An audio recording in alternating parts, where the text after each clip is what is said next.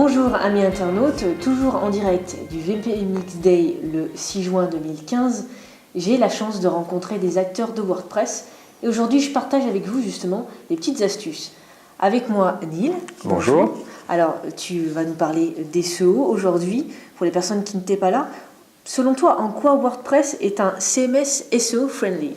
Alors, donc il faut SEO, donc Search Engine Optimization, donc le référencement naturel dans Google, pour expliquer les bases. Oui, donc tu fais donc, bien.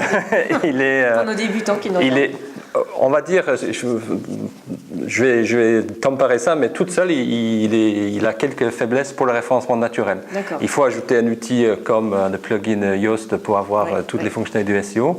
Mais en quoi il est bon, c'est une CMS qui est facile pour les utilisateurs à mettre du contenu dedans. Le contenu est très important pour Google. Il faut alimenter régulièrement son site avec des nouveaux contenus, etc. Ça donne la possibilité de faire du contenu froid qui va rester longtemps sous le site sous forme d'une plaquette, et aussi du contenu chaud, donc en actualité, des articles, etc. D'organiser les deux par catégorie, par page et sous-page. Et donc pour ça, il est déjà très bien fait pour le référencement sous Google. Le fait de pouvoir hiérarchiser les données et en ajouter régulièrement. Alors donne-nous les 3 erreurs à ne pas faire justement et les 3 choses qu'il faudrait impérativement faire pour avoir un bon SEO. Alors, la grande erreur à faire, c'est ne pas faire, je vois très souvent, c'est d'oublier les mots-clés à la conception du site. Il faut à un moment donné, il faut organiser la navigation du site, décider sur quelles sont les grandes rubriques, les grandes catégories sur lesquelles on va cliquer. Si on ne réfléchit pas aux mots-clés à ce moment-là, ça devient très difficile, d'optimiser le référencement. Mots-clés de tout le site ou de chaque page ? C'est chaque page. Il faut vraiment réfléchir. J'ai une liste de mots-clés, je dois avoir une page qui correspondent à chacun des mots-clés, et à la limite, voilà, qu'il y a du texte, un title, une balise title, une balise H1, etc. En termes pour Google en tout cas. Dans WordPress, ça va être le SEO title, le titre SEO en français, ou le nom de l'article, le titre de l'article ou de la page. Donc il faut vraiment imaginer ça en amont et pas se poser la question après avoir fait le site, avoir décidé sur en fait j'aime bien notre société, nos produits, notre savoir-faire, contactez-nous comme menu principal. Pour ça, c'est le plus grande erreur qu'on peut faire. Donc faire une belle structure et penser déjà au contenu pour pouvoir bien référencer. Tout à fait. Et toujours pensant que on peut avoir un bon outil comme WordPress, mais ça ne va pas dire qu'on va faire un bon site. Un outil ne fait pas Donc j'ai montré dans les présentations, un bon outil, un bon marteau ne fait pas une belle cuisine. Donc un bon outil de CMS ne fait pas forcément un bon site. D'autres erreurs, d'autres avantages qu'on pourrait utiliser ? Qu'est-ce qu'il faudrait faire ? Tu pourrais donner conseil à nos internautes ? Alors, donc, il y a beaucoup de choses un peu détaillées en ce moment. Il y a des actualités, il y a de l'optimisation pour mobile, la vitesse de chargement des pages, etc. Ça, c'est des choses que, ça va améliorer pour tout type de site le référencement.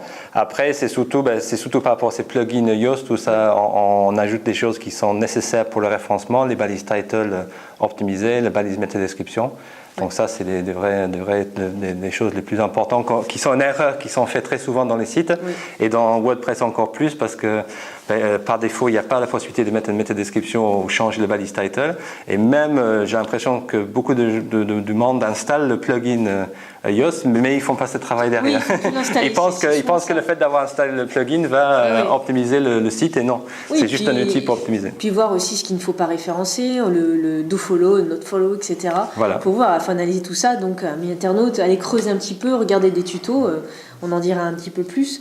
Est-ce qu'il y aurait d'autres solutions alternatives que ce plugin-là, d'autres solutions peut-être en manuel? Alors, on ne va pas parler de Google AdWords parce que ça c'est du payant, on reste dans le gratuit. Dis-nous tout, on veut tout savoir. Mais dans le plugin, je parle du plugin Yoast parce qu'il y a 17 millions d'installations. C'est celle qui est. Est-ce que c'est le meilleur? Je ne sais pas.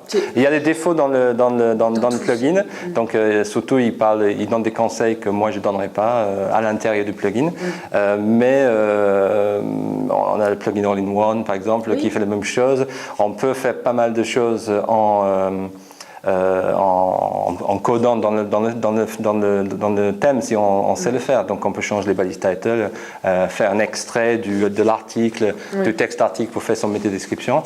bon, il y a quelques workarounds comme ça. Donc, après, il y a aussi le contenu de la page, ce qu'on va mettre. Il y a aussi le nom, le nom des images aussi qui va être important. Voilà, tout à fait. Donc ça, mais après, ça va être pour l'optimisation, pour le référencement aussi Google Images, même Google Vidéo, on peut optimiser tout ça. On peut optimiser aussi pour Google My Business et les adresses, référencement local.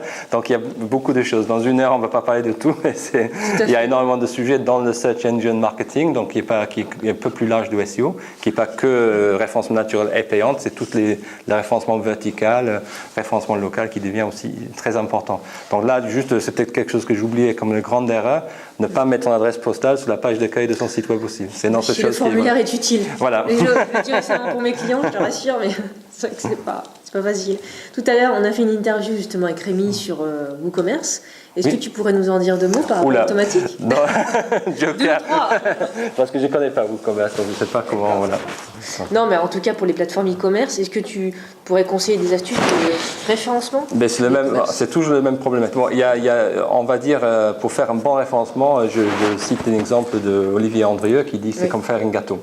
Donc il faut un moule, donc il y a le code HTML, il faut des ingrédients, ça c'est le contenu, et puis il faut un four, ça c'est un peu les créations de liens, c'est ce qui va faire que le gâteau prend finalement. On peut faire un super site au niveau code, au niveau de contenu, mais s'il n'y a pas de lien, en fait, de popularité, des signaux qui vont dire à Google que ce site est important, mais il ne va jamais en fait finalement avoir un bon référencement. Il faut créer une toile en fin de compte, utiliser les réseaux sociaux, parce que souvent certains disent oui, les réseaux sociaux c'est pas bien, mais si c'est bien construit, vous avez une page Facebook, un compte Twitter, Google+, ça va aider à référencer tout ça. Je dirais le truc qui est le plus important dans le référencement, ou les cas où c'est le plus facile d'avoir un bon référencement, c'est quand on travaille pour une marque très connue, que des gens en parlent dans les réseaux sociaux, il y a une certaine popularité.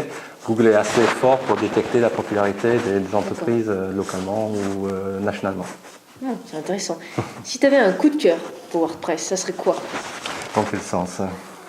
Un point positif, un coup de cœur, un avis c'est surtout le fait de gérer le côté page fixe et des articles, donc le fait qu'on peut continuer. Surtout, c'est une incentive aux clients de ne jamais arrêter à mettre à jour le site. Et c'est un outil idéal pour dire, voilà, mon site, c'est pas fini un jour J, il faut que je continue à le mettre à jour. Parce que ça, finalement, ça va être quelque chose qui va faire que le référencement va prendre dans le temps, même pour un petit site, même pour quelqu'un qui fait pas forcément, qui n'est pas une marque connue, etc. Un jour, il y a des gens qui vont découvrir son site, qui vont faire des liens vers ses articles, et que ça va faire une sorte de boule de neige. Il fallait commencer à 5 ans, mais c'est une bonne début si on commence maintenant. Bon, et si tu avais un plugin, alors à part Yoast, ce serait quoi le plugin de WordPress? Alors, qu'est-ce que la communauté? C'est une bonne question parce que je n'utilise pas énormément de plugins sur WordPress. Donc tu restes sur Yoast. Après, moi, j'aurais un truc à... peut-être ça existe un meilleur plugin pour les formulaires de contact. Moi, souvent sur les sites, on finit par faire des petits scripts en PHP pour faire des formulaires comme on veut. Et c'est plutôt pour une problématique pour nos clients, après qu'un formulaire rempli, c'est d'avoir une page de remerciement. Bon, d'un, c'est poli de dire merci, thank you à nos clients, mais aussi pour un Google Analytics, c'est de traquer le visite sous la page et d'utiliser dans Google Analytics la page vue de la page merci comme un objectif. Et donc, tous les sites, il faut qu'ils ont des objectifs. Très souvent, si ce n'est pas un site e-commerce, c'est d'avoir le contact. Si tu avais un dernier mot à nos internautes, nos auditeurs qui nous regardent, tu leur dirais quoi? Alors, faites du contenu. c'est ça le jour pour aujourd'hui, c'est ça. C'est faites du contenu. Réfléchissez, on va mettre, je dis mots-clés. Très bien, où est-ce qu'on pourrait te retrouver? Donc, moi je travaille chez Goodness, donc une entreprise qui est basée à Bidart, donc ici sur le Côte Basque. Donc, et normalement sur goodness.fr, un site fait en WordPress, mais il ne faut pas regarder la version de WordPress, c'est peut-être un assez ancienne, je pense. Très bien. Merci amis internautes qui nous regardaient. Nous, on se retrouve bientôt pour d'autres interviews. Pour plus d'infos justement sur VP Mix Day, tout en bas de l'écran, le lien s'affiche. Et puis à très bientôt pour une prochaine interview avec toi, Neil. Ah ouais, j'espère. Ou alors un autre passionné de WordPress. À bientôt. Merci. Bye bye.